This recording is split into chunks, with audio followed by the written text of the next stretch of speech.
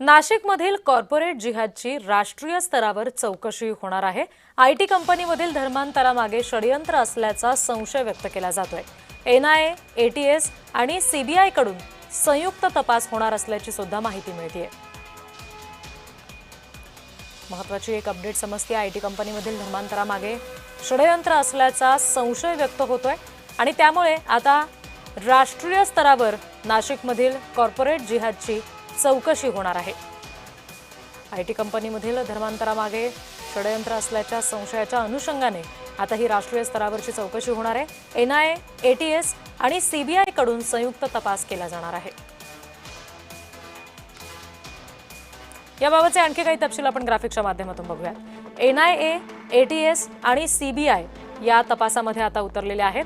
IT कर्मचाऱ्यांच्या धर्मांतरामागे राष्ट्रीय cut असल्याचा संशय व्यक्त होतोय। बहुराष्ट्रीय कंपन्यांना आतून खिळखिळ करण्याचा हा कट आहे। भारताची आंतरराष्ट्रीय नाचक्की करण्याचा डाव आहे। आयटी क्षेत्रामध्ये सध्या भीती पसरवण्यासाठीचा हा प्रयत्न असल्याचं बोललं जातंय आणि त्यामुळे आता त्याची चौकशी सुद्धा राष्ट्रीय स्तरावर होणार आहे।